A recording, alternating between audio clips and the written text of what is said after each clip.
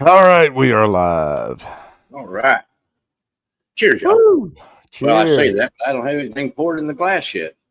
Oh wow, that was going to be my first question. What are you sipping on? But Well, I think or what what I'm are gonna you do is about to be sipping on? I'm about to be sipping on some samples from Top Dog. All He, right. he There sent you me go. some samples. Fancy Uh, box he's got there. a little old metal box, Mhm. and let's see here. So number one, there's four samples in there. Really cool. Uh-huh. And number one was the his original blend, and then number two is a aged in French oak. Number three is aged in cherry, and number four is aged in cherry oak. So I'm gonna try just a little splash of those and see which one I like the best. All righty. Well, I have no idea what it's in his blend though. I was looking through my shelf and I had a bottle hiding from me. Two of them actually. And they're pin hooks. And the one I'm sipping on tonight is from 2020, 2020. Oh, So it's that year where okay. yeah, the girl that dated Satan in that online dating thing. Yeah, that commercial. So the way this goes is Pinhook. They named their bourbons after racehorses, and Okay. this one's Bohemian bourbon. So the racehorse name was Bohemian, and 15.3 hands, color brown, uh, uh, sex female on the horse, of course, because you know that's a racehorse. Yep. Uh, and this is a 2020. It's 95 proof. It's really fruity. It's really light. Um, it's pleasurable. I can tell you that. It's a Excellent. pleasurable bourbon. No. This may have to sit and cool off for just a little bit. They left the box out there by my front gate, and it's Retro. 100 out here right now. Uh-oh. So these whiskeys are a little warmish. Yeah, and I keep this room. I keep the temp in here at 69 degrees, and that's kind of where I like my whiskey. Well, I mean the samples are a little warm. That's what I meant. Yeah, you want to let them cool off. Yeah, I want to let them cool down just a little bit. Hell, if you got Give a it a mini fair fridge, shake. Right now it's a little warm and getting a lot more alcohol vapors. yeah. Well, and it'll. I mean, not 100 degrees, but I don't know if they get too hot, they'll start. You'll lose proof on them. Yeah. Well, luckily I don't think it was out there for too long. Mm. As long as the lids were sealed on them, that's fine. Okay. Uh, Yeah, they were sealed. I mean, no leaks or nothing. yeah. But now you don't want to pour it in a hot environment and let the glass sit too long. Oh, Well, the uh, original blend is good. tonight we're going to continue our discussion about things that flavor whiskey, and I will tell you, a lot of people say, and I believe it, the barrel has a hell of a lot to do with flavor, of bourbon. Oh yeah. But it's not all of it. And I know last week we went over all the grain selection, for the mash bill and everything, and we know that has a huge impact. Because if you put rye in there or choose not to and have a wheater, you have a totally different profile. Mm-hmm. Um, a lot of people use the same type of corn, same type of wheat, all that. So there's not a lot of flavor variations, but when you start getting into those heirloom varieties of grains and things like that, um, and the non-GMO and all that stuff. But we talked about that last week. But this week we're going to go through fermentation, where yeast has a big impact there. Distillation, um, maturation and aging, and bottling. And when I say bottling, it's not the bottle. I mean, of course, a pretty label makes it taste better, right? Well, But yeah, that really nice, fasted looking bottle like an old Fitz. It makes it taste better too. Some of the best damn shine I've ever had was in a rusty top mason jar. So, Top dog, the presentation was on point. Looked really cool. all right. So anyway, we'll get into that shortly. I'm behind on stuff. I've got labels printed. It's my giveaway tonight. I had to do a little traveling here a little bit. I was out of pocket for a little while. You have to go on interviews and stuff. When you're looking for a job. So let's see. Sean won last week, and I've got his samples poured right there behind me. See them? Yeah, kind of. Anyway, they're right behind me. I have not got them poured and labeled, but I don't have them in box and sent yet. I've been working 12-hour days. So last week and this week. So other than today, I took off a little early today. Yeah, so I will get it shipped out hopefully this weekend. You can probably tell too. I got a little sinus congestion, but it's just those allergies again. Same old crap. Anytime anything changes, it can rain, I get allergy attack. Sun can come out, I get an allergy attack. Anything that changes with the weather. There you go. I guess that's the bane of my existence. I guess it could be worse. Oh yeah, man. You could have sinus headaches with it. I get those too, but I mean, I could have something you can't cure. Sure. That I mean, I count my lucky stars. I'm as healthy as I am. So There we go. But just a little drugged down. But I get it to you though. Let me pull this first page up here. But it's my night for the samples, and I've got the labels over there. I just have to pour it all up. But the unless somebody wins again, and then I'm not going to send her the same stuff twice. So, fermentation though. So this is factors contributing to whiskey's flavor. We did grain bill or mash bill. Now we're on to the other parts. Fermentation. Fermentation is a crucial stage where yeast transforms sugars into alcohol, but it's also a vital contributor to the flavor and aroma profile of the spirit. So you got your yeast strain, and so you have different types of yeast, but the most common used is just a what they call distiller's yeast. Let me get Kathy Bates down here. I have Lori in too. I haven't seen her, but she sent me money, and I put 5 in each week for her. So this is her second week of that. Kathy. And then the distiller's yeast, often chosen for its more neutral flavor profile, allowing the grain character to shine through. And then some distillers actually, because you have to make beer to make whiskey, so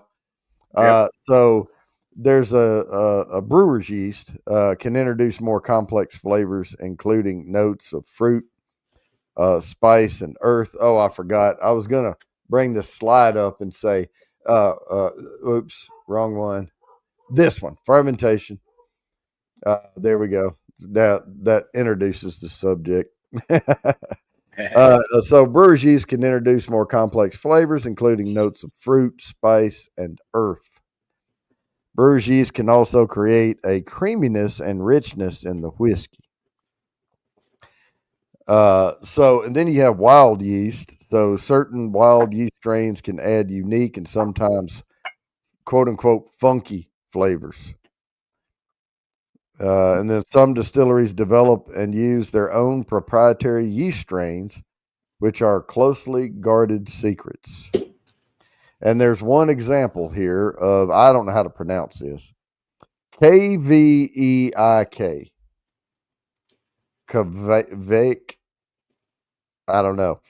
Originating from Norway, is gaining popularity for its ability to ferment at higher temperatures and produce a wide range of fruity and tropical esters. Oh, So, okay. Question for you. Yes. Oh. Oh no, Kathy. That's what I was saying earlier. I've got the stuff over here. I'm going to send it out definitely tomorrow. I was out of pocket here for a little while. Had to do a little teeny bit of traveling to go on some interviews and stuff. So, but I said I had the labels all printed up for both wins. But if you win again tonight, I'll change those to something different because I was going to send the winner tonight almost the same thing that I was going to send you. So, Cask favorites. because remember what last time when you won it, I was going to send all cast strength bourbons. So that's what I have labeled up. Right. And I was going to announce that again, unless Kathy wins, and then I'll think of something. But so what whiskeys have you had, Mark, with different yeast that you know has different yeast strains in it? Well, I guess right off the top of my head, Four Roses would, but then I'm pretty sure that the yeast strains like in the Scotches compared to the stuff we're getting in the U.S., like Jack Daniels and stuff like that, I'm sure they're all using different yeast over in Scotland. Yeah, and I was going to say, when I was researching this a little bit, a lot of the folks here use just that regular old distiller's yeast. A lot of the places do, but over in Scotland and in India, I heard that they were experimenting with different yeast strains. Yeah, well, even in Scotland, some of their whiskeys over there is just natural yeast, naturally occurring yeast. So they have the mash. They put it in a big old tub, and then whatever happens to be around that gets in there and causes it to start fermenting. That's what it is. Well, that's how the Amish or whatever used to make beer. I don't know if it's the Amish or somebody else, but anyway, they would have those big barns, and they would put the wort or the big, as they were steeping the grains, they would put that wort up in the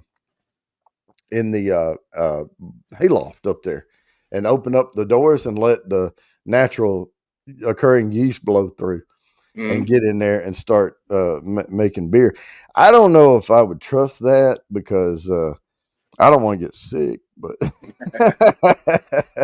well, I don't see that you would get sick. I mean, because you're not drinking the beer part of it, you're going to distill it. So yeah, anything bad that got in there wouldn't come through the distilling.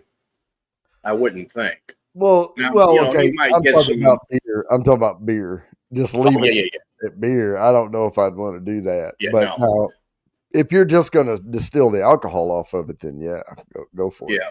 No, best if I can remember with beer, they have different yeast that ferment differently. Some of them are like top fermentation and some of them are bottom fermentation. Ales are top, and then lagers are a bottom fermenting. They ferment at different temperatures.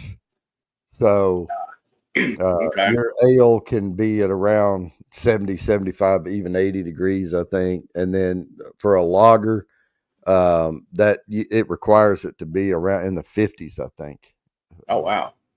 You have to keep it chilled then. But that makes sense. I mean, if you look back at everything, and we talked about beer in the past where the Germans came up with, with colder environments in Germany, they had the caves that would maintain that 50 something degrees no matter 56. Yeah, or something like that. And so they would put their barrels in there to ferment at that temperature, and they had a crisp, clean beer. Yeah, that's how you get that good aged cheese too, is in a cave. But I don't know. When I made beer for probably a little over a year, but I had the plastic bucket and I had a turkey fryer, big, tall thing. And that's how I cook my wort. And I do the 1 hour boil on it, and you add different stuff at different points in time, in there. And I never did. I wanted to steep my own grains, but it was just so much easier to get the powdered stuff and Hmm. just pour it in there. Yeah. But I was going to take I had the plans for an ice chest, and like a Coleman ice chest, and Hmm. take where the little drain plug is, and take a drill and just drill through and like caulk up a 1-inch pipe to come out, and have Hmm. like a spigot on the end of it, or a tap, Yeah. and then have on the inside have the pipes go, all like PVC, go all the way around, have little holes drilled all in it that wouldn't let the grains go through, but it would let and then you heat your water to an exact temperature and pour it over in there, Hmm. and let it, and then close the lid and keep it steamy in there, and then you run that through, and then you have to put your bucket back under and catch the wort coming out, and then you put it back on the burner, heat it back up again, pour it back in, let it steep a while, drain it back in there, and do that 3 or 4 times, and you get all the sugars out. And that's Oh, really, and it'll color that water, whatever color that grain imparts on it. And then you take that and put it on to boil, and that's where you get your beer. oh, And okay. you know, Seems like too but much work for me. that's what I was thinking, because I made some really good beer. And I would get, because I was using, I forget the name of the program now, but they have it online, and you can put in different types. Oh, I want to use this wheat with this whatever, and then you can put this type of hops, and this type of this, and it'll show you the gravity, and it'll show you what the end result, like what your ABV is going to be, and I got you. your IBUs, international bitterness units, and all that. And I Yeah. made some really good beer in there. It's I just don't care for the bitter units. Cheers, no, Charles. yeah, cheers. But no, Right it's there for it now. yeah, it's just a lot of freaking trouble. And I Mhm. had, and I'm a when I do stuff like that, my biggest fear is I'm gonna make somebody sick. So I had Star San, sanitizer, and I would go through everything and make sure everything was super clean. And Yep. but I had a wort cooler where you hook a water hose to a copper coil, and it goes round and around and around, and it comes back out. So when you finish your boil, you put that wort cooler in there and just start running tap water through that thing. Chill Uh, it down. chill it down. Yeah. I mean, it helped. Uh, I don't remember what uh, application. It was something online, and it had a name, but I can't remember. I know what it looked like. I remember it had a bunch of little check boxes and stuff. It looked great. It had a little bar Was it graphs and stuff. was it Brewer's Friend? No, no, it wasn't that. But my I think there were several. But and my grandfather and a couple of uncles used to make their own beer and wine. Uh, my one of my cousins made lots of different wines, and one of the best ones that he got me sample was made out of honeysuckle. My grandfather would make some wine out of what he used to use watermelon. He'd make watermelon Mhm. wine, and he made corncob wine,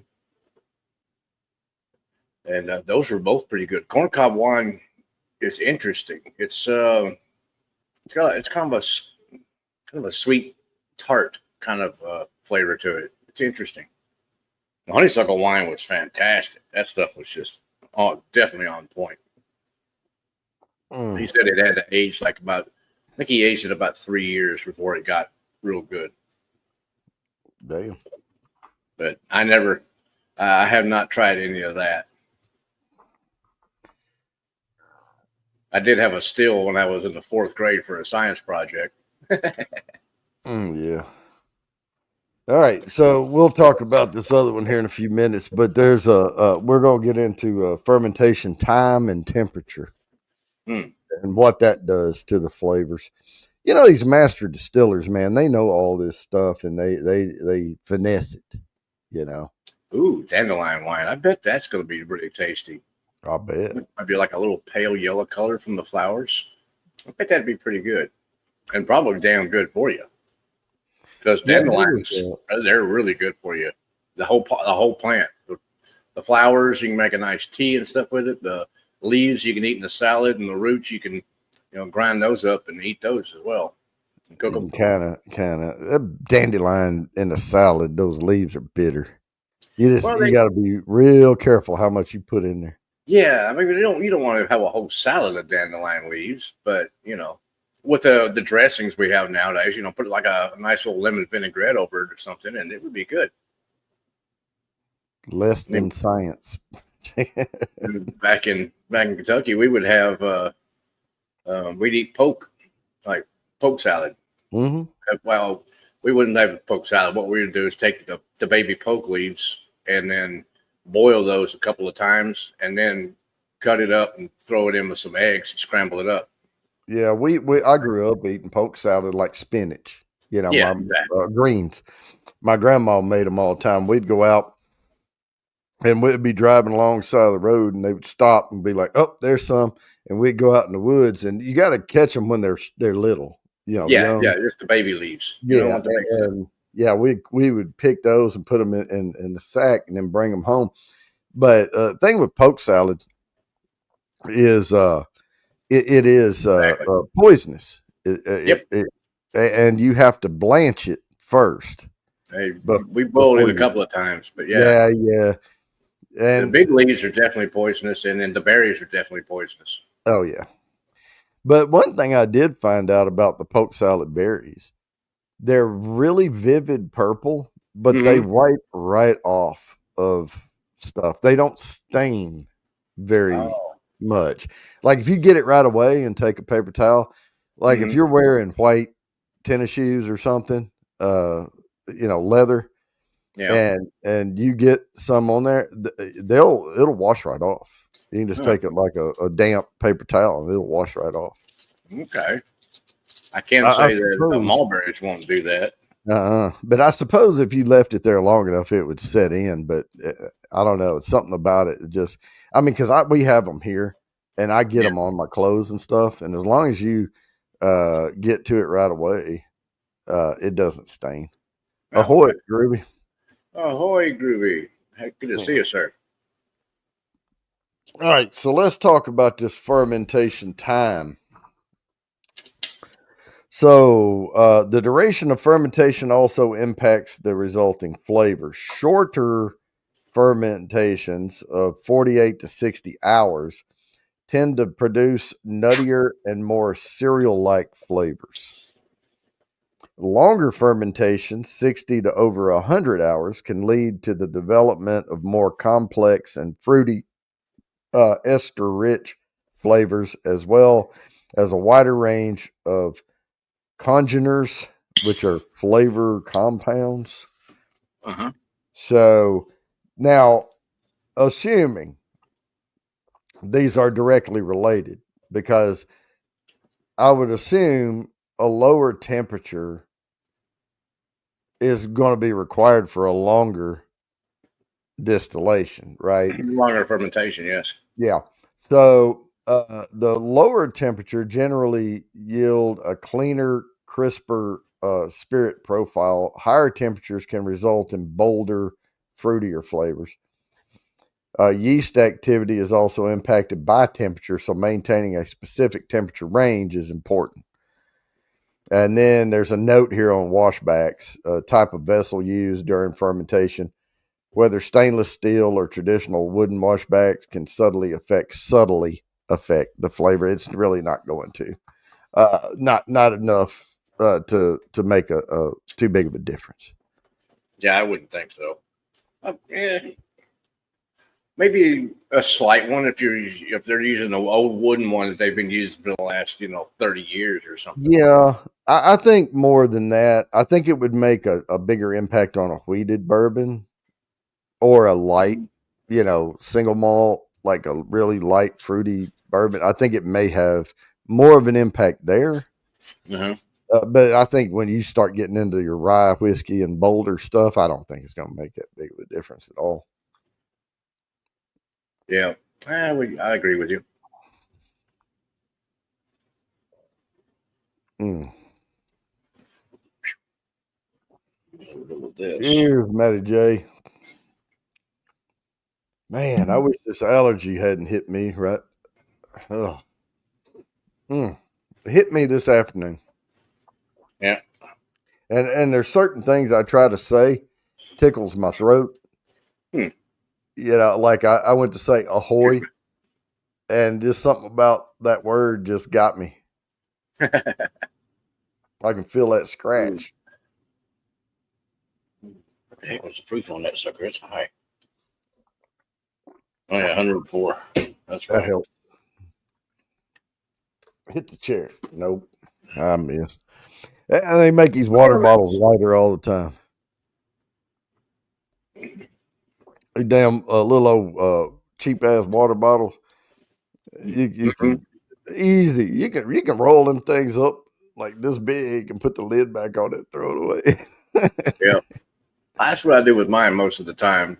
Because I'm Yeah.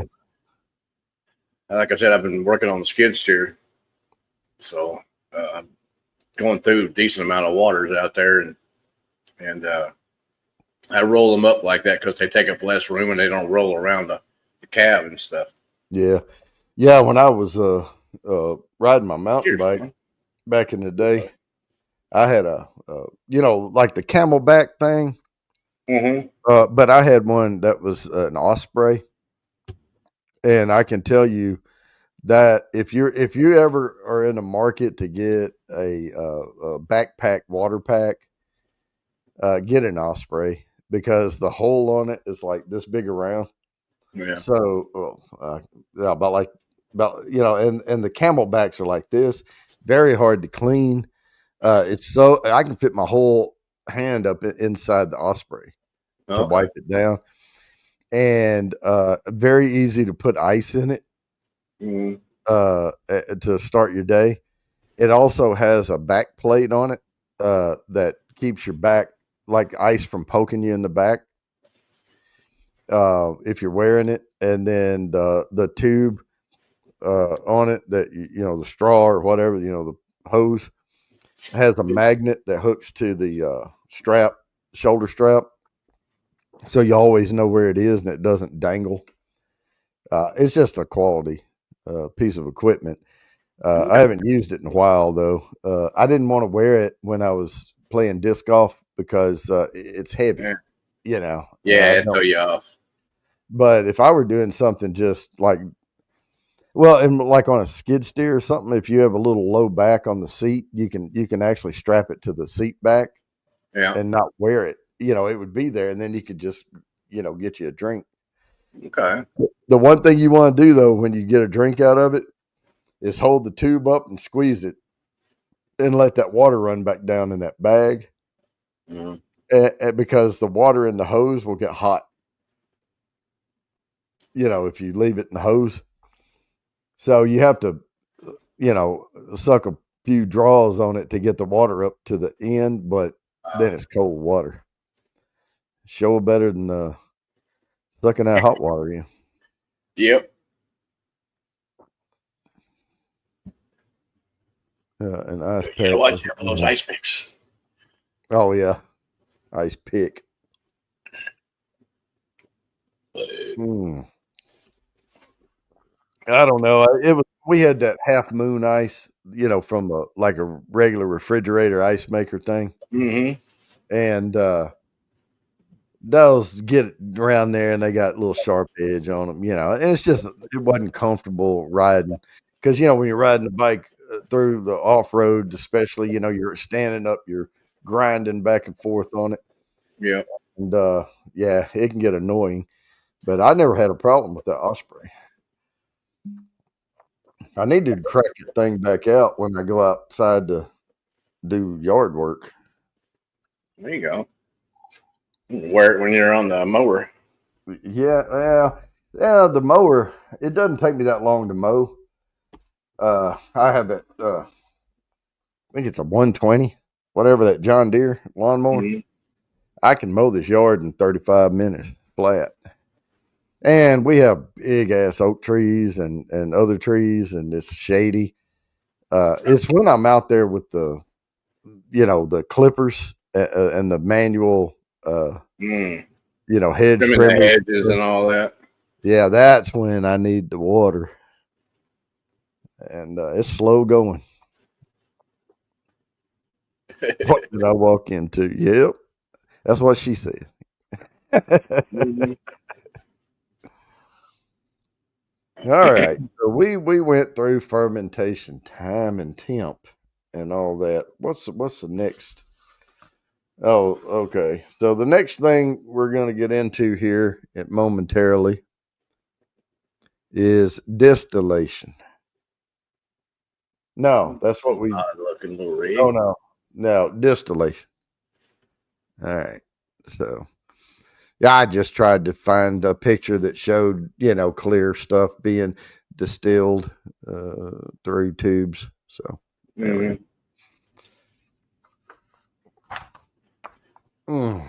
This page here is gone. Man, I wished I probably should have taken a Zyrtec or something before. I didn't. It wasn't this bad. It's like it's sitting here getting worse all the time, and it's just it's getting to me. I don't think I got anything. This feels exactly like it always feels. It's allergies, Yeah. Now, you got to have some copper in that thing, Top Dog.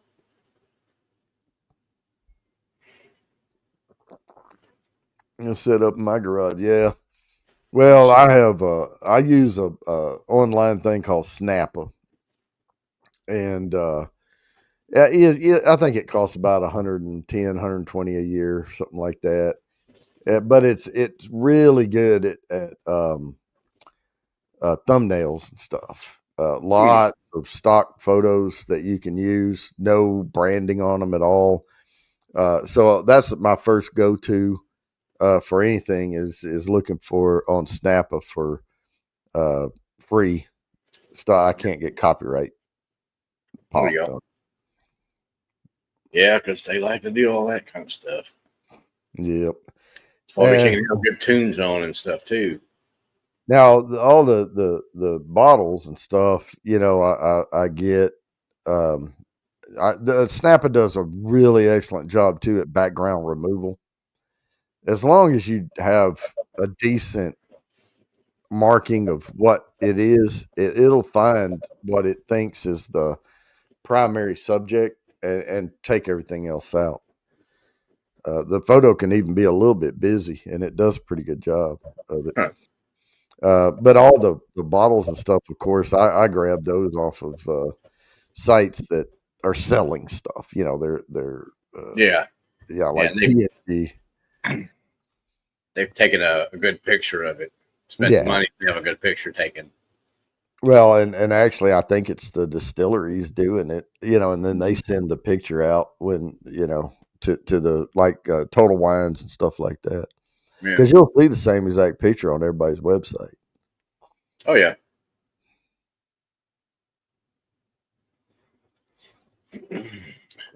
But they've kind of released that stuff for public use. It's like, here it is. Yeah. I may have to get my boot down off this damn seat here in a little bit and go get me another bottle of water. I didn't know I was going to go through them this quick.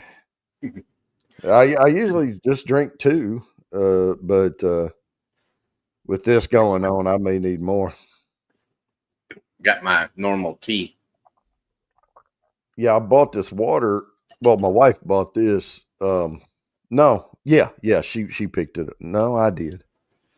Yeah, I did. Shit, I can't remember who went to Costco, but I went to Costco. I bought the 40, pack of water, but my wife had bought the little Deer Creek or whatever they're called. Those little mini bottles of water. I guess they make big ones too, but she bought the little half bottles. Yeah. Like 7.5 ounce. I can turn one of those up and kill it, and just like that. But the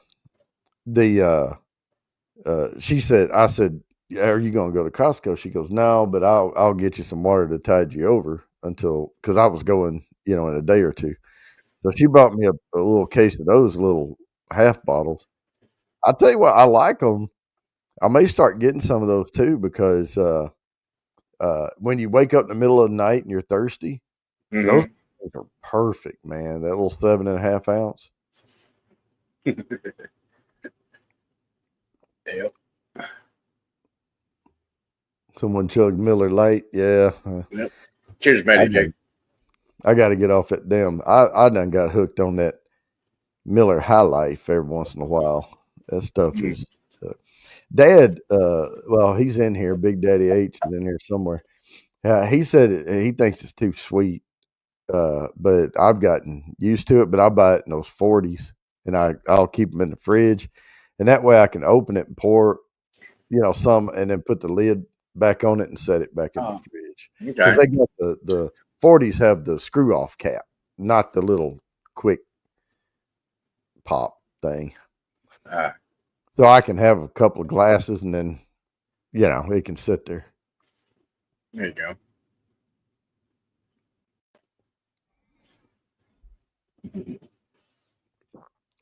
Oh goodness. All right. Distillation. I brought that thing up. Okay. Distillation separates and concentrates the alcohol from the fermented mash while also playing a role in shaping the final flavor profile. Mm-hmm. So, one of the things that makes a big difference is still type. The type of still influences the spirit's character. So, pot stills, often associated with Scotch and Irish malt whiskeys, uh, Mm-hmm. tend to create a richer and more robust spirit. And then column stills can produce a lighter, cleaner spirit. Now, the thing is, with a column still, you have constant production. Mm-hmm. So places like Rabbit Hole, they use all column stills. But I do know a lot of distilleries that they still use copper pot stills for their bourbons, but they'll have a column in their distillery to make their neutral spirits like vodka and stuff. Yeah. But I like, as long as they've imparted flavor. Otherwise, I mean, we're not even getting into with this of sour mash and things like that. I mean, that makes a big difference too. We should have covered that in grain, but all of them put some of the used mash back in the grain because they need that to. I forget what the purpose is. It creates some enzymes or something they have to have in there. Hmm. But when you put a lot in there, back in the new mash, that's sour mash. Yeah. I think part of the reason I'm liking Scotch and Irish more now is because of it being pot distilled, and probably their fermentation yeast strains, because it Yeah, just probably. maybe partly due, but it's mainly barley too, malted and unmalted. But there's more. I find more flavors and more nose, more stuff on the nose, more on the palate with that type of whiskey versus your bourbons and ryes, which they're all, to me, they're all basically the same to a degree. If you can finish them in different barrels or something, and you come up with different, different nose and a different, slightly different palate and stuff too. But I mean, I don't know. I'm liking Scotches and Irishes more so nowadays. Yeah, some. I mean, I still like my bourbons now, Mm-hmm. and this pinhook's really good. I Um, still like a good bourbon too, but oh yeah, you know, I find myself going more to Scotches and Irish than I do bourbons and ryes nowadays. yeah. Right now, I'm not going to anything that's not on my shelf because I'm trying to hoard my money back, to make it last. But Yeah. yeah, but at least I had plenty. All right. So did I cover everything? No. Okay. But yeah, what I was going to say about the column stills, is they tend to produce a hell of a lot. They can produce a hell of a lot more bourbon, Hmm. Yeah. to scale. There are Yeah, a with the lot of column places use. still, because Yeah. you're talking continuous distillation there versus a pot. You can only distill what you've mashed or what will fit in that one pot, basically. Oh yeah, and um, you have to clean it out, in between times and da da da da. But Yeah. yeah, you can have a constant flow in production. I know at Rabbit Hole they have they're set up like a large mass producer, right? They have the huge round vats with the beer in Yeah. it, the wort and stuff bubbling and fermenting. And then Hmm. they have these huge column stills that, pulls it and it goes up through, and they put sections of copper in it because you have to have copper Yep. in a column still. Oh yeah, of course. But all right. Oh, okay. I got you. Okay, so Ooh, yes. No. here's Hey, another you one. drink And I whatever you may like. no scotch for me. Okay. Um, so distillation proof, we all know higher proof's going to have more notes in it. But distilling to a lower proof can retain more flavorful compounds in the Okay. spirit. So don't put it in the barrel. Well, don't distill it at 160, right? And don't cut it down to the 125 and don't put it in the barrel at 125 and then don't cut it down to 80. But Yeah. yeah, you can distill at a lower proof, barrel at a lower proof, and then you retain a lot. And again, I'm picking on Rabbit Hole here, but they do that. All of their bourbons have very, very little water added to them when they come out of the barrel. They distill them at a lower proof and then barrel them at a lower proof. And then, they may come up a few little points there.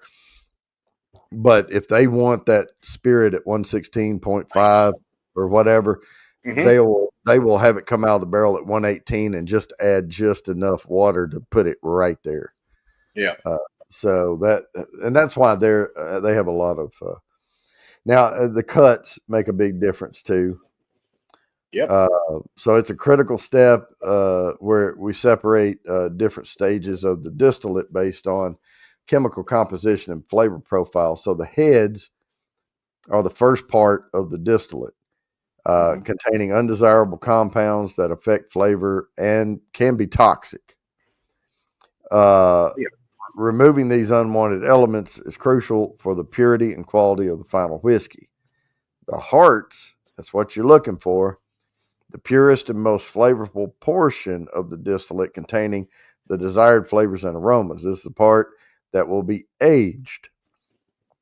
Tails, the final part of the distillate containing unpalatable flavors described as sour, earthy, or musty.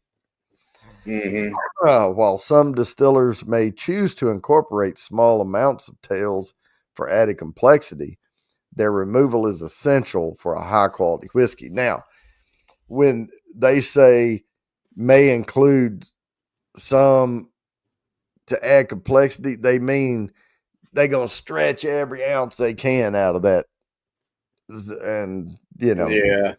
well, And and two, when you're talking about Jim Beam or Jack Daniels, I'm talking about the 80 proofers or hmm. Evan Williams. They run a lot looser Yeah. on the tails on those because they distill them at 160, they barrel them at 125, and they bottle them at 80. And when you add that much freaking water to something, Mm. you're gonna. Well, the thing with your tails is they're not going to come off at 160. Mm-mm. Your tails, once you get down into the tails, the proof drops down into really low, like 50s, 60s. So, Yeah. they're not going to be in a column still. They're not pulling that off. Oh no, and all those big, huge, mass-produced ones are using column stills. I guarantee you. Mhm. Oh yeah, you got to have that continuous production because they're laying down so many barrels. Yeah, So Oh, and JD single barrel, yeah, the 132.7 proof. That's them barreling that shit at 125. Mm-hmm. Yeah, that's their entry barrel proof. And as it's there, water soaks into that barrel, leaving that alcohol concentrated behind.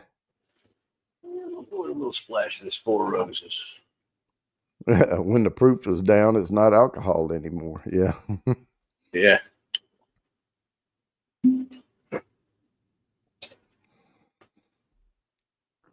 But they have, I know Jay Riggers there in Kansas City. I went back there with those guys, and they were showing me they have a vat that separates it.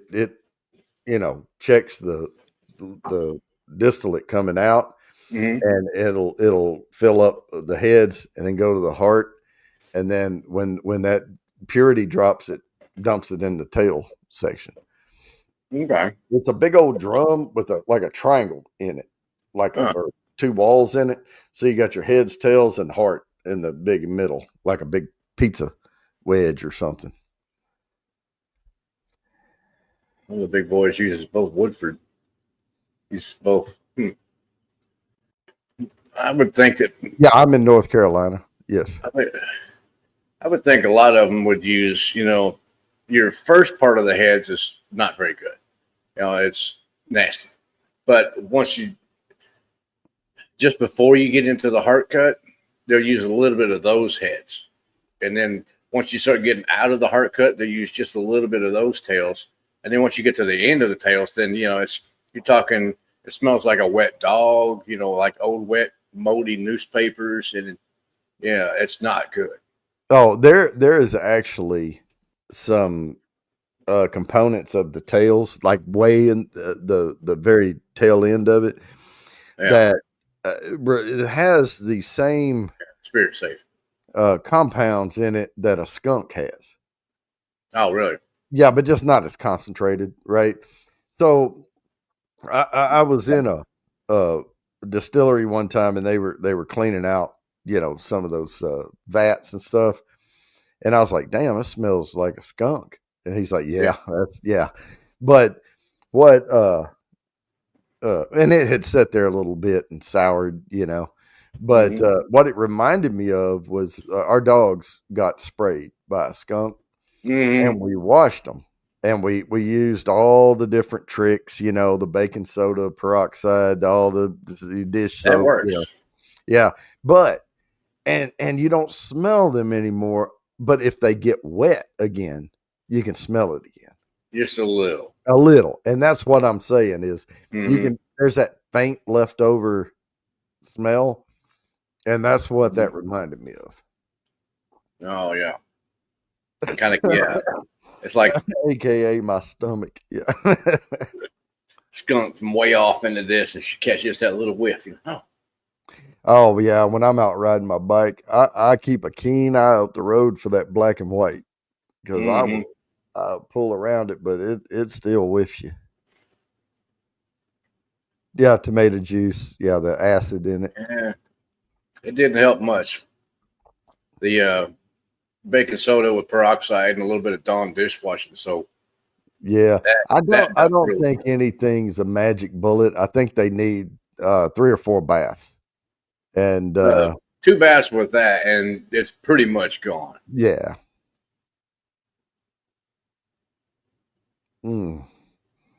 But I tried the tomato juice once, and it didn't really seem to help at all. I think that baking soda helps scrub. Yeah, I think it actually kind of neutralizes the smell some too. Yeah, I mean, with that, just get some what's that stuff that's supposed to neutralize odor? Febreze? Febreze, yeah. Just get a bucket of that. Yeah.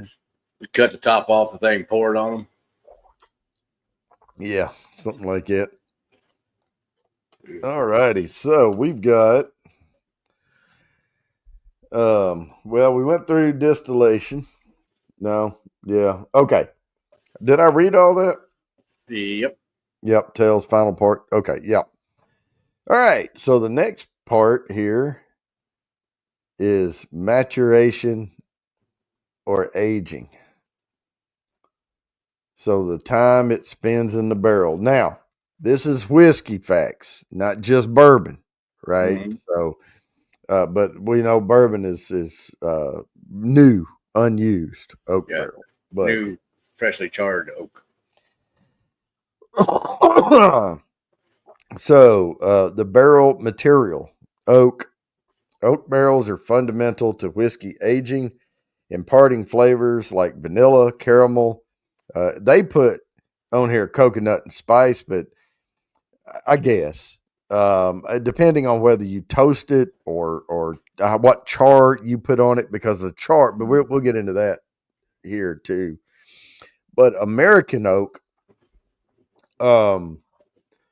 American oak, known for notes of vanilla, caramel, and they put coconut, but I would say more like an apple, you know. Mm-hmm. But European oak contributes spicier notes, more tannins, and flavors like dried fruit and dark chocolate. Okay. And then Japanese oak offers unique notes of sandalwood, incense, and coconut. And I still don't get the coconut. I don't get the coconut even off good Japanese whiskey. Yeah. I get apple, just like I do off of American oak. But they do have a different flavor profile. You know, it's Japanese scotch. Mm-hmm. Yeah. Or the Japanese whiskey, which is based on single malt scotch. But it's not scotch, it's Japanese whiskey. But Yep. Yeah, their master distillers went to Scotland and studied Scotch before they started making a lot. And all they did was went home and sourced everything they needed from home. Mm-hmm. So you're getting completely different flavor profiles, but the same process type to do it. Mm-hmm. Yeah. And that All right. French oak's got a nice flavor component to that too. I like that. Mm. There's a point coming up to people have said, "Hey, can I get a barrel and char it?" And yeah, you can. And there's places that have good barrels, not just the decorative things you can get off of, but they're like the little quarter size barrels. You know, the little. I say little. They're still kind of big, but small compared to a huge, barrel. Yeah. But the ones they sell off of Amazon and stuff, they're tiny. You know, some of those they're just, and they're not even oak. Don't even try it with those. You got to make sure you're getting an oak barrel. Mm-hmm. And if you do, but a lot of these places will sell, the places that sell barrels to whiskey to distilleries will sell you small barrels, and they will actually char them and sell them to you. Wow, like 5-gallon barrels, things like that. Yeah. Yeah. And then you can pour what you want in there and do what you want with it. And they'll toast it. Like if you say, "Oh, I want a toasted barrel." Okay. And you can use it several times. Right. But eventually you're going to draw all the wood sugars out. Mm-hmm. Right. So the first hit's going to be the strongest. And then after that, you can put stuff in there. You may want to leave it a little longer, but we'll get to that in a minute, because the barrel size makes a big difference about the time in the barrel.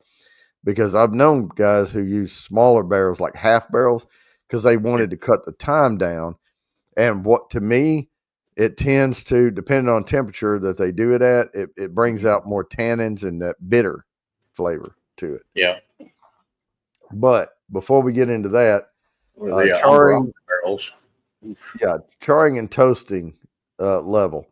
Charring is burning the inside, or toasting applying less heat than charring, impacts the flavors imparted by the wood. Charring releases flavors like vanilla, caramel, and smoke, and filters out impurities.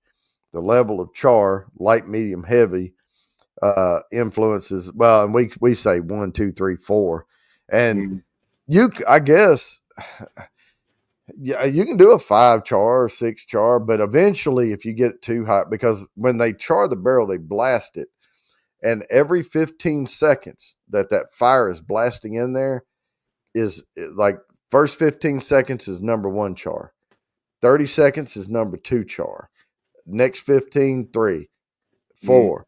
But eventually, if you keep going and blasting the inside, you're going to burn through the barrel Yeah. eventually, so Well, there's yeah. a limit.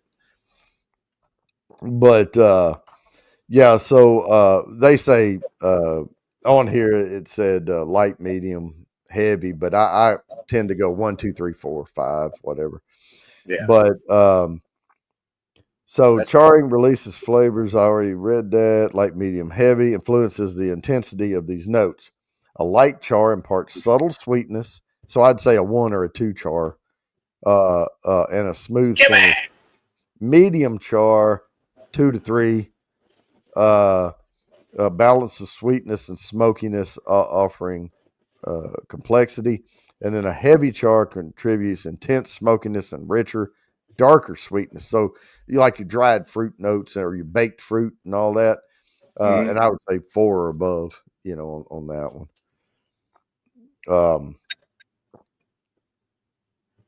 And then we get into now of course toasting on it is just applying lower heat for a longer time, and it Yep. gives it that roasted marshmallow note. That tends to be what you get on and toasted barrels is a good finish for some.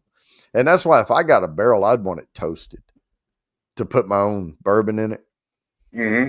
Just to see what some time in a toasted barrel would do to certain whiskeys. I just want to experiment. Now, toasted, you bring out more of the wood sugars, I would think.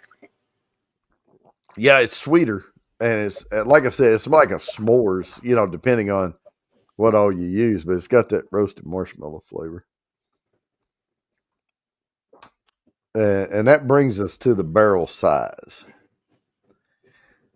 So smaller barrels offer a higher surface area to liquid ratio, resulting in faster and more intense flavor development. And I think it's important to note, yes, it might be faster, but it's far more intense. It's not a slow, mellow process for aging. It's depending on the temperature too.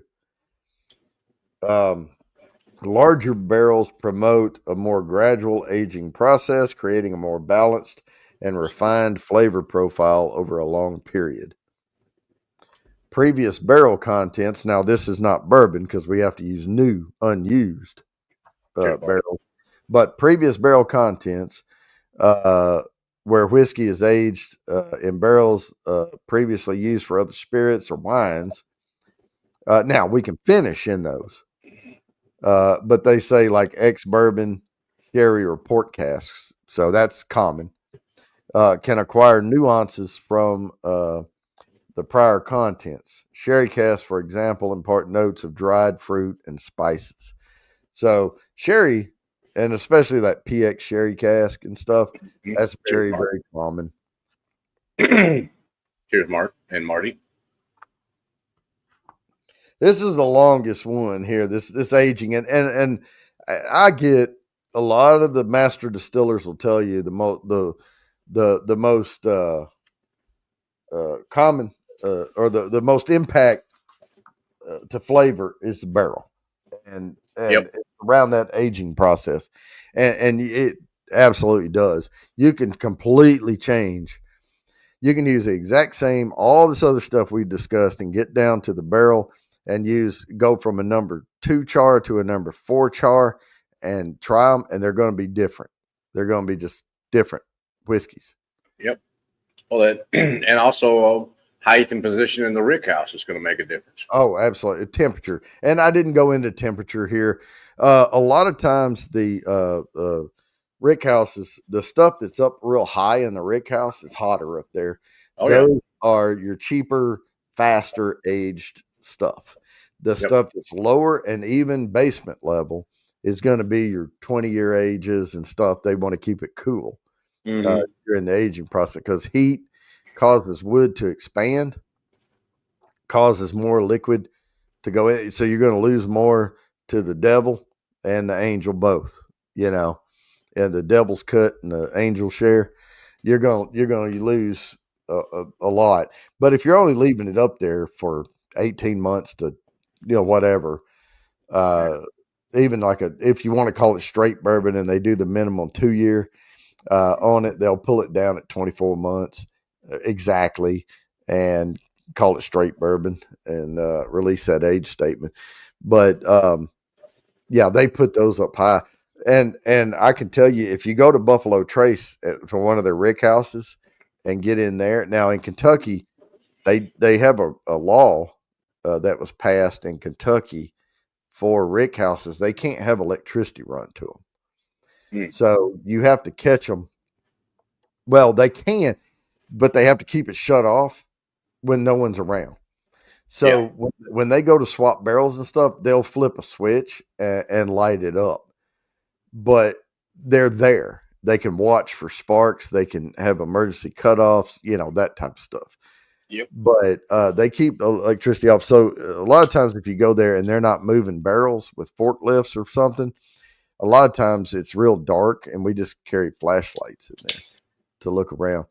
But the stuff, if you aim way up high in a Buffalo Trace, the very, very top shelf up there is McAfee Benchmark. Yeah. Across there. And as you work your way down, there's regular Buff Trace, there's Blanton's, there's Eagle Rare, there, and then you get your regular Eagle Rare, and then it gets on down to the higher aging, and then down at the low part. Well, and you got your Weller up in there, depending on which rick house you're in. But yeah, they told me that they pulled. They would keep an eye on those Weller barrels, and they do tastings out of those different Weller barrels, and they will say, okay, this is going to become Weller Antique 107, so move it to this other rick house or whatever. This is going to be CYPB. This is earmarked to keep going. We'll check it later and see if it's going to be a Pappy. They'll. Because all of that is the same exact mash bill, all of that. Yep. And it's just how that barrel's coming along, and they taste out of them and go, yeah, this one needs to move. It's a good barrel. So they're in a sense doing their own barrel picks internally. Yep. To move them to age them longer. All right, aging time. Yeah, we're going to be ahead of the curve here. So we'll have some time here at the end. Aging time. The duration of aging significantly affects the whiskey's smoothness and complexity. Longer aging generally mellows the spirit to a point, and we can get into that. But, here it says, but excessive aging can lead to an overly woody flavor. And I'll tell you, the Pappy I had, the particular bottle I drank from was not over oaked. It was smooth. It was good. It lost a lot of its young sweetness, but it was fantastic. Now it's still a wheated bourbon, but it was well aged. Now I've heard horror stories, people paying a lot of money for Pappy and not liking it. I would not pay the money for it because I'm sure that I would not like it for whatever price I give it. If I got it for like 150 or something, I would think it would probably be okay. Yeah, my birthday's next May. If anybody wants to bequeath me one, yeah, give you a Pappy. Yeah, I give you plenty of time to save up that $8,000 or what. If you could find it. If you can find, and that's the problem. If you can find it but you can't even even the old rip, like the 12s and stuff and 15s. are over $1,000. Hell, the CYPB, I've seen them for 1,400. Wow. Yeah, and so, well, hell, look at, and this is secondary, right? Secondary, Mhm. and even here in the state, one, um, they sometimes have a raffle. It's free. It's totally free. All you have to do is have a valid uh, North Carolina driver's license. So you enter online, you get one entry only, and if they draw your name, you have to let them know within so many hours, like say 36 hours or whatever, Wow. where you want to purchase the bottle, like which ABC store.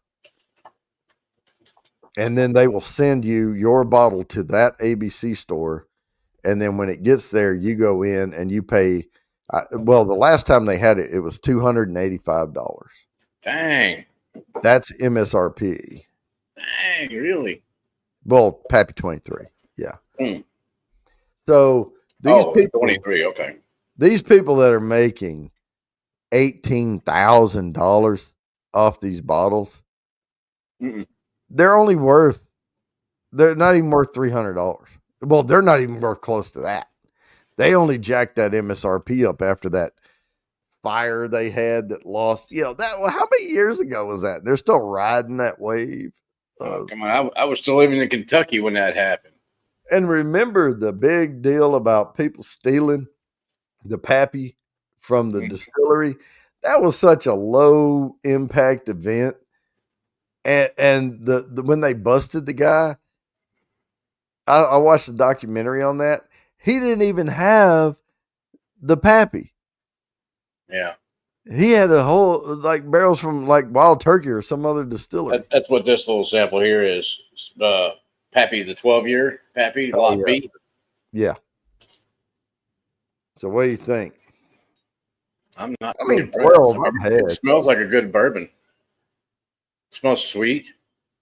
Well, if I could, I would trade a Pappy 23 for a whole barrel of something. If I could do that, that would be the only thing I'd want to do is if I could get because a lot of these barrels cost anywhere between $8,000 and $12,000 for the barrel, depending on what you're getting. What is remember the old school cherry lozenges used to come in a tin? Mm-hmm. The Ludens or something? Ludens, yeah. Yeah, I'm kind of getting a little bit of that note. Yeah, with that wheated, yeah. That long aging in that wood, yeah. It smells pretty good. It's the mouthfeel on it is what gets you. It's silky. Really. Yeah, it does not drink proofy at all. No, yeah. It probably isn't. I don't know what the proof on it is. But didn't write that on there. Yeah.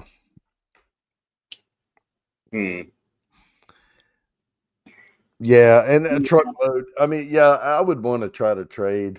Like I know the guy here at Southern Distilling, and they have Southern Star Paragon, which is their bottled and bond, and I think that barrel goes for about $8,500 to $9,000, and you're going to get the bottles you get. They don't guarantee what you're going to get. I mean, because until you pour that shit out of there, you don't know what you've lost. You can weigh them, but pick a barrel and then have them bottle it. But I would want them to do the whole like bottle it as bottled and bond, the 100 proof, and just have a 200 or 260 bottles of that. Yeah, that's a hell of a lot of freaking bourbon, by the way. 200, because you're going to get between, depending on how long it's aged, you're going to get around 250 to 300 bottles out of a barrel. Yeah, well, 12 years, you might get 12 years. You're not going to get 250, maybe. But I'm talking about a 4 to 6 year age. Oh, okay. Yeah. Now, you go get 250 to 300 out of that. Right, but I'm Because you're saying not going to reach that. if I had a bottle of Pappy 23, I would want to go to him and say, "Hey, do you want to trade this for a barrel?" Well, you Yeah. know. And I would even dare say, "Look, I don't even need to pick the barrel. Just give me all the bottles on Southern Star Paragon, whatever you get out of a barrel." All right. A little quick comparison here. Pappy 12 to the Weller 12. It's going to be about the same. It's kind of what I'm thinking. Well, all they do when they put the Pappy label on it is they've tasted a Weller. They all start as Weller Special Reserve. It doesn't have the same nose. Pappy's got a nicer nose to it. Yeah.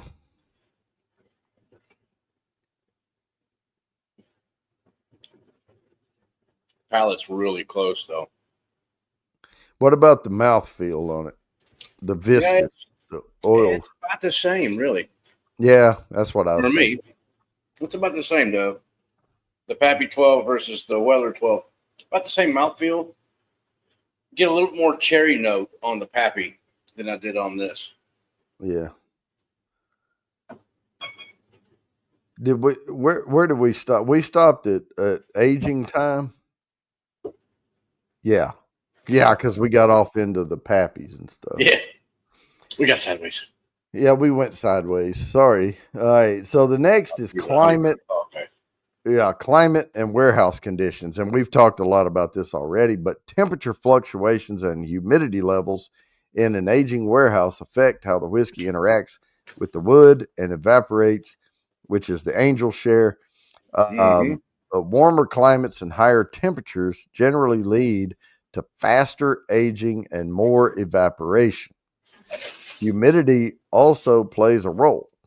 In humid environments, alcohol evaporates faster than water, reducing the proof, while in drier environments, water evaporates faster, increasing the proof. Well, and that's why I wanted to say that 90 something percent, around 95% of all bourbon in America comes from Kentucky. So when you look at, if you measure from the equator and go up the lines, Kentucky has a 4-season environment that's just damn near perfect for making whiskey. Yep. Now you're going to get softer stuff over in Scotland. It's more colder in Scotland. Irish whiskey is going to have a sharper, more, distinct flavor. It's still cold in Scotland. It gets, they have seasons. Yeah. Irish whiskey is more like Kentucky. Where, I'm saying the climate wise, a little colder. It's going to be a little cooler and more wet, more rain, more humidity, that type of stuff. Now Texas, god dang, that thing, it can run the gambit. You never know what you're going to get in parts of Texas. Nah. Yeah, it's you don't like the weather hang around for an hour or two. It's going to change. Oh yeah, it's cold as fook in Scotland. Hell yeah, I've been there, and that's why pubs are freaking popular in England, Ireland, Scotland. Everybody just wants to be inside in a pub, and it's either wet, cold, humid, or whatever, right? There's some form of and you're an island basically. Yeah. So if they were more south, they would be tropical. But like for example, here today in Texas, kind of south central Texas, Austin area, it was about 75 this morning, and when I came home to get on the stream, it was about right at 100 to almost 101. So that's a 25-degree temperature change. So you're getting out of the barrel a little bit at night, and then back into the barrel, and then you're getting out of the barrel. And I just got a notification from Still Austin. They're releasing one of their oldest whiskey yet. It's €7. Ah, Forgot what it is now, but it was. I think it wanted basically like $60 for a 375 of it. I'm like, oh yeah. See, Cyrus is saying it's 29 Celsius today in UK, 33 yesterday. Now that's Celsius, so yeah. it's not. And you have to do the Fahrenheit conversion. Yeah, you have to give us the big fat F on that one because Yeah, because I don't know what that temperature is. I think around 30. Isn't 30 Celsius something like 66 or something? I may be totally off on that. Let's see. I may be totally off. I may be thinking of a different. I mean, I could Google it, but I'm stubborn. Oh, 88. 88. Okay. So what is 30 Celsius? I used to know that. Yeah, what is 30 Celsius? 86. 86? Yeah. Okay, because that So was what I used to go off of. 33 degrees Celsius is 91. That's It's still been, well, when I was in the military, it was like 1990 to 1999, like January of 90 to December of 99. So I was in there 8 years, damn near the whole decade, but 91 maybe 91. Yeah, I was in there. I called it 8 years, but it was more like a little longer because I had an extension and then I got transferred and blah blah blah. About 10 years. I was in there about 10 years. Lord me. 29 is 84 because I used to remember when I was in Japan. It's been so long ago, but I would be like, oh, it's not 30, so it's not death outside. I think I remember that. Like if it got to 30 degrees, it's like, okay, that's getting pretty hot to go run. And so we would drop our morning run back, so it would be cooler. Because we would run the 5 kilometers every single day. Monday through Friday. And we'd take Saturday off, and then so every other weekend we would take Saturday and Sunday off. But every other weekend, the alternating weekends on Sunday, we would run 10 kilometers on Sunday at a much slower pace. It's cooled off to 92 Fahrenheit here. Yeah. Oh shit. What is it? 77 outside for me right now, but it's getting later in the day. Supposed to get down to 77 by tomorrow morning. But we also had rain earlier. We had thunderstorm roll through, so that changes things. All right, where was I on this damn thing? We talked about Angel Share, warmer climate. That's what we were talking about. Yeah, okay. The last thing we're going to discuss is bottling. And I know bottling does not, the bottle does not. Oh no, let's go ahead and say it. Look, the bottle shape has everything to do with the flavor.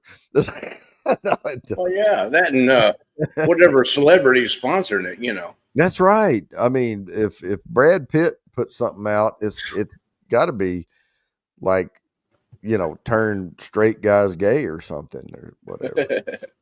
99 today's Big Daddy H. That's not too bad. But then again, y'all got a little more humidity up there too. Said Mark runs his barbecue fire.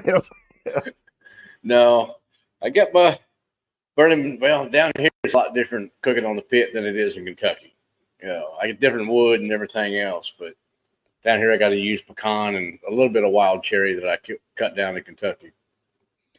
Well, but still got to fire up to get the fire going for it. Yeah, this bottling one here. I can tell you it's about filtration and the strength that goes into the bottle. That's it. And we all know higher proof, you know. Mm-hmm. Yeah, your little higher proof whiskeys usually have a little better flavor to them. For me, Unless they're hot. yeah, And if and they're unless they're kind of a younger whiskey, yeah, excuse me. super hot can burn all the taste buds and then you can't pick up any nuances. Yeah, yeah, I've got some higher proof stuff. Hazmat 140, 150s, that kind of stuff. Yeah. But the one that I do have that's right at 150 is old enough that it doesn't drink like a 150. It drinks like 110-ish, 115, about 115. Mm. So it doesn't burn your face off. Now, if you haven't had anything to drink at all for 3 or 4 days, and that's the first thing you try, you'd be like, "Oh my goodness!" It's just pure alcohol. I was gonna suggest because I've been laying off of stuff, taking like a lot of days in between drinks off, And when I do that, I tend to start with a 90-95, like Yeah. a light pour. Uh-huh. And Scotch is a good starter, actually. I'm talking like a Dalmore 12 or something like that. Yeah, I like to start off with a lot of the Scotch 80 proof stuff, 80, Yeah, 85, 92, right in that range. And now then the one, maybe the next one will be 100, 110, yeah, and then you can work your way up to the higher proof stuff. yeah. I will say this about Scotch. I know you tend to lean more toward the Scotch In the last few years. last few years, but here's the nudge towards Scotch I'll give you. Mm-hmm. I think Scotch, by and large, has the hell beat completely out of bourbon on the 80 proof range. Oh, yes. Just destroys sure. bourbon on an 80 proof level. When we get into the 95 and above, especially over 100 proof, I think bourbon has the edge back over, but it's totally different flavor profiles because at bourbon at 80 proof, you're not getting shit. No, you're not hardly getting anything out of that. You're getting vanilla, apple. That's it. Yeah. You're lucky to get caramel out of that. And then, but Scotch is using used bourbon barrels. So they're getting some of that stuff imparted in there. And the barrel's already been used. It's not going to soak up as much. Yeah. It's not hot enough over there to really force the whiskey into the wood very deeply either. So, Yeah. You're not going to get a whole lot. No. So I will say that at an 80 proof to even 80 to 90 proof range, I think Scotch has bourbon hands down. I just don't think anyone should make anything that's called bourbon that's 80 proof. I don't think it should be below 95. Yeah. I think that's where it start. Well, they had to have some sort of a law drawn up. So otherwise, they'd be having 70 proof, 60 proof stuff saying it's bourbon. Well, here's the thing with the law. Okay. The law says I have to do at least this much. Okay. So am I going to be a pathetic, freaking lazy motherfucker and just do that? Or am I going to give the people what they want? Yeah. And I get if someone is just starting out and they want to hurry up and do something quick and they want to produce a lot of bottles and they want to, because they're put their life savings into this small distillery or whatever. But I want to see a plan. I want to see them have a plan of growth and maturity and, aging. And I will support them because I want to support the small business. But somebody like freaking Jim Beam and Jack Daniels, now they're producing something. That 80 proof stuff is for people that don't really fucking like whiskey. They want to put Coke. They want to put ginger ale in it. They want to just have something that loses. It's like you put Jim Beam with Coke and you have vanilla Coke. You have a Yeah. hint of vanilla in your Coke, and it makes you get bouncy. Yep. Well, serious. It's not super important. Um, for me, it's more about the flavors that you can pick up. Sometimes Mhm. with the higher proof stuff, so like this one here, the Art American. This is a Madeira cask release, and the proof is 104. So Oh, I love that.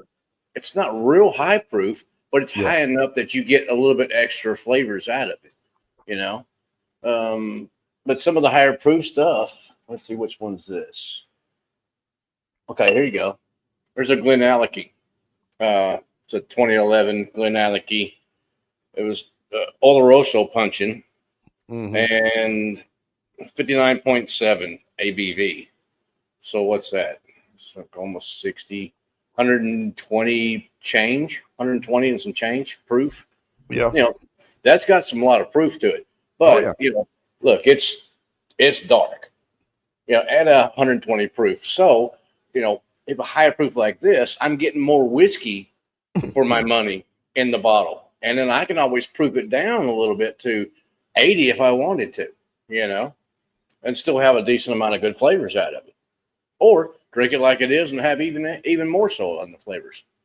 All right, I'm gonna tell people I'm gonna do something right quick. I'm gonna play this because we're running out of time here. I'm gonna play this thing because it's my week for the Mm-hmm. sample. Oh, Here sample we week. go. Yes.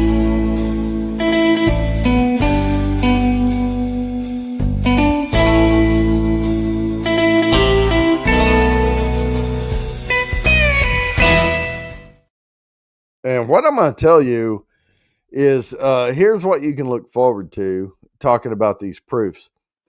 Penelope Barrel Strength Arkansas Select Bourbon Whiskey Toasted Barrel at 115 proof. Rocktown Single Barrel Cast Strength Arkansas Bourbon at 118.2 proof. And Jepson's Bourbon, it's a River Point pick in River Point Wine and Spirits in Fort Smith, Arkansas. It's a single barrel cast strength at 117.3 proof. Mm, So all of these are in that one, 12 to 118 proof range, right in there. okay. And they're all excellent, I can tell you. So if you're interested in that, every $1 gets you one entry to the spin. But we're gonna talk about this bottling here. Super chat, super sticker, by the way. All right, There you go. filtration. Am I going to follow the law or give the people what they want? Yeah, Al Capone. That's Al right. Capone. Now, I'm just saying that it's still within the law to give them what they want, but are you going to go bare Yeah. minimal or yeah, okay. Yeah. The So, 80 proof is the bare minimum. Come on. yeah, filtration. Arizona, right? Filtration can remove sediment and particles that cause cloudiness, but it can also remove flavor compounds and oils, potentially Conjure. making the whiskey thinner. This is why I'm not a huge fan of Tennessee whiskey. Now, technically, there's no law against charcoal filtering. You can charcoal filter all you want, and they could still call it bourbon. And there's even places in Kentucky that do charcoal filtering. Yeah, chill Ooh. filtering removes happiness. I totally 100% agree with that. Yep. Yep, right there. That Oh, that that I need a bumper sticker that says that right no, there. serious. Now, this one I just poured. This is a Bushmills. It's a 12-year-old triple cask. It's aged in Oloroso, sherry, and bourbon cask before finishing in Marsala cask. But they proofed it down to 80. Mm, Now, if they'd have left this about 100 proof, fantastic. At 80 proof, it's still quite good. It's quite tasty. It's sweet and it's floral, got a nice different fruit notes to it. But if they'd left that there about 100 proof, 110, oh, it would be a showstopper. So the last topic here, well, the last topic is bottling, but it's filtration and then the strength that goes into the bottle. Mm-hmm. So let's go ahead and knock this out because we're talking about it anyway. The final proof, alcohol by volume, at which the whiskey is bottled impacts its taste and mouthfeel. Higher proofs can offer more intense flavor experience. Of course they can. Mm-hmm. Of course they can. You're not, I mean, shit, that's common damn sense. Now, I do know, I've talked to a couple of master distillers that purposefully shot high so they could proof it down a little. Yeah. And they said, oh, that's hot. We're just going to get it to the point where just the flavors come out. But they're not proofing it down to 80. They're proofing it down to 112. They're proofing it down to 98. Yeah. You know. Well, that's what Still Austin is doing, and it's what Nancy Fraley's doing. But she's a whiskey, drinker. So she understands that, this is where it tastes the best at. This is where it smells the best at. That's where we should put it out at. I'm sorry if you're like an 80 proof person, prove it down yourself. Well, I think 80 proofers, if it weren't for 80 proof whiskey, I think it has its place, right? If someone had never ever drank straight whiskey before, then try an 80 proof, but don't expect to get a lot of flavor, but just get used to. And now for me, an 80 proofer, do you get burn ever? Like, what would you consider a Kentucky Hug or warmth or anything? Yeah. Well, Kentucky Hug's different than like a mouth burn. Sometimes, yes. 80 proof. Depending on how much you wash across your tongue, I don't get hardly anything. It tastes to me like unsweet tea. Now, but there has been a time I remember in my life that when I was, I don't want to say how old I was because it wasn't legal, but there was times I had an opportunity to take a big swig out of a Jim Beam bottle, and we're talking Black Label Jim Beam, regular old. I'm not talking about Jim Beam Black, but just a regular Jim Beam label, 80 proofer, and I would turn it up and go, ugh. Yeah, that right there. 80 proof, the young stuff can still burn. Yeah, because it hasn't aged out enough. It has not mellowed at all. Not mellowed. Well, and it depends too. And the same difference, something that's 110 proof, but it's like 8 years old or something in that range. Yeah. It's mellowed out enough that it doesn't come across on your palate as that high a proof. See, and we're getting into the whole thing about these last 2 weeks we've been doing is everything makes an impact on the burn is mainly alcohol because your palate, your tongue and stuff, when you get alcohol in there and the burn, that's your palate going, this is trying to kill you. You should spit this out. Right.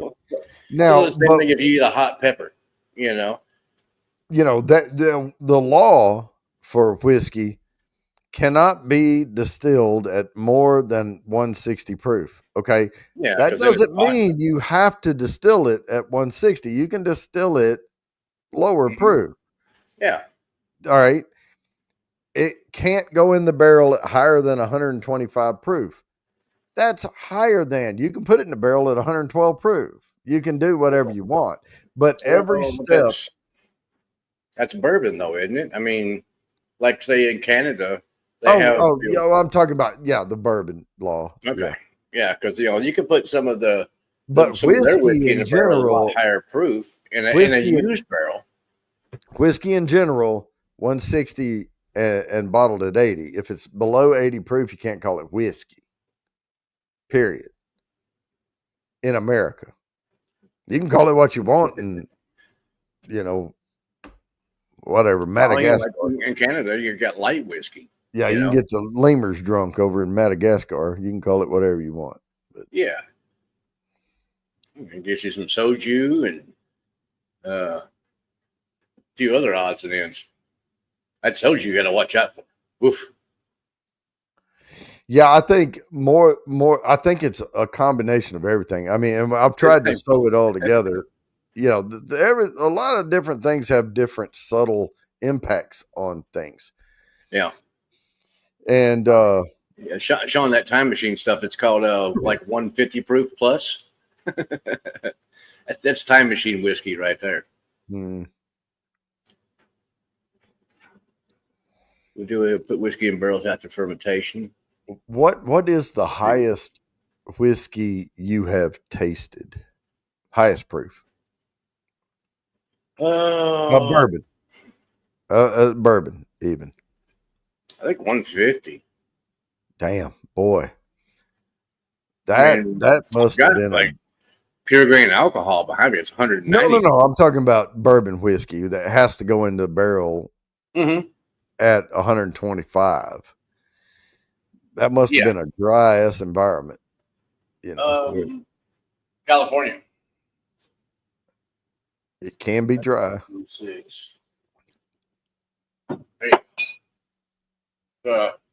Corbin Oh, Cash. TP for my bum. Yeah. What's that one?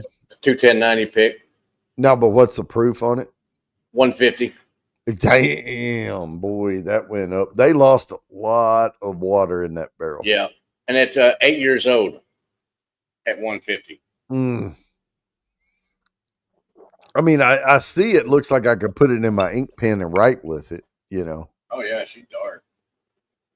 I got some old Dragon Bones. It's an 18-year-old rye whiskey, and it's at 136 proof. Yeah, now I've had one, of course, 130s. I've even had 142.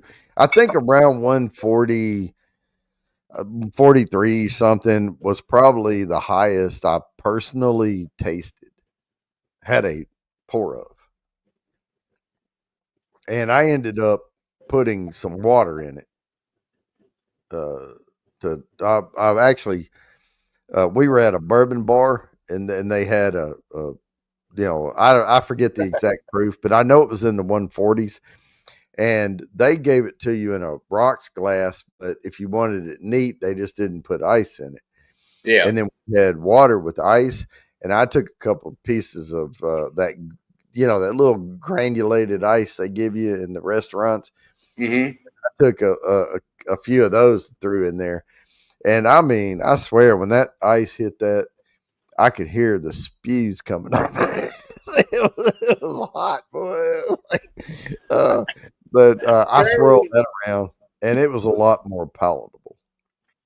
There was, I think maybe about a month or 2 months ago, I was walking around with my wife downtown Bastrop and went in this one bar, and I got a pour of the George T. Stagg. This year's version of it is 136 proof, and it drinks right at that. I mean, it's spicy. There's your Strong as real moonshine. Mark. That really varies on who's producing it. I mean, most of the guys that I would get moonshine from back in the day, a couple of guys would put it out about 95-ish, but then a couple of guys would put it out about 110. But it's right in that range. I've got some here now I've got some that's actually proof down to 80, but it was made from sweet potatoes. And then I've got one from Florida that it's right at 100 proof. Yeah. And it does not drink at 100 proof. I mean, you could pound this stuff. Oh, It drinks boy, like it's 70 proof. You're going to It's feel stupid. bad later, but Oh, yeah. It'll creep up and smack you around. yeah, boy, that thing, that's like an invisible giant fist. That's what Yeah, Ben. Yeah, real moonshine is basically whatever it comes off the still at. Yep. But a lot of the guys, they've gotten a little better at it now. So when it comes off, they'll actually mix, some of this one, some of the higher hearts, and with some of the lower hearts, and kind of even out the proof, and then actually proof it, so that they know they're all the same proof. Yeah, well, usually, that a lot Find of them that out throw. there. They take the what's coming off and they soak like apples and stuff in there, Yeah. you know, to give it a Oh yeah. little flavor. And that's gonna when you put things like fresh fruit in your moonshine, that the water and sugars from that is going to draw out. It's going to lower the proof.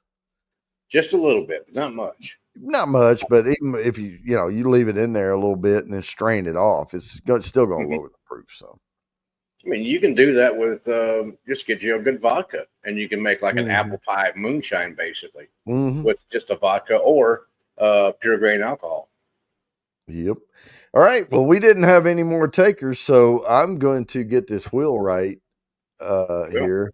odds are pretty good in Kathy's favor. Yep. But Lori's in there because she had Yeah, sent me that money. yeah, exactly. More whiskey, they can proof it down with water, which don't cost them anything. The more money they can make. But hey, that's why they're in the business, to make some money. That's right. All right. So we got it in there. So we have two people going for the samples tonight. And I'm going to share this screen. Poof. Don't see it. Not yet. Here it is. Oh, okay. I'm going to just shuffle a whole bunch of times and hit spin. And let luck do its thing. And looks like Kathy. There's a whole bunch of Kathys over there on that side. Kathy Bates. All right, I got that down here. Now I have to come up with a whole other set of labels because I don't want to send. Well, let me ask you, Kathy. Agreed. Do you want double? Do you want double of everything I was going to send anyway? And maybe I'll throw one extra one in there or something. Oh yeah, Kathy. I'd have never guessed she would have won that one. No, no, not Ben. No, not another nosing kit. She's got two, I think. Mm.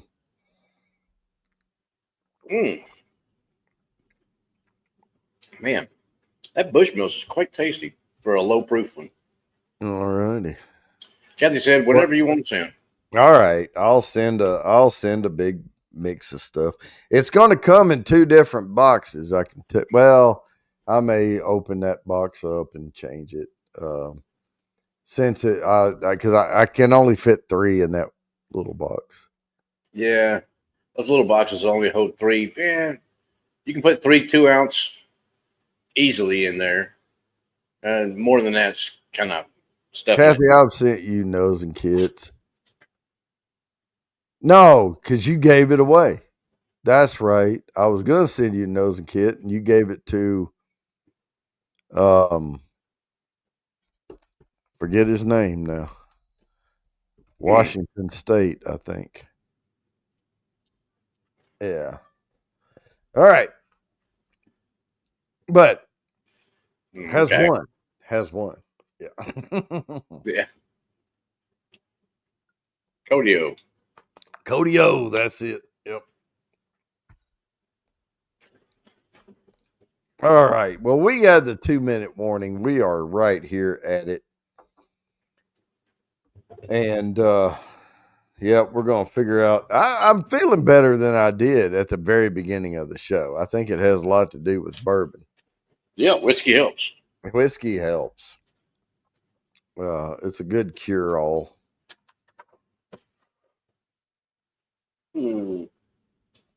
Like be a good time for a little slash of. Ooh, not that one. Well, if anybody wants to join us for a little bit, we don't hang out for a long time once the show ends. But if you want to, just send me a little note on Facebook, and I'll send you a link. But right now, we are at the end of our happiness here right now on this Thursday, glorious Thursday night. And we're going to be signing off.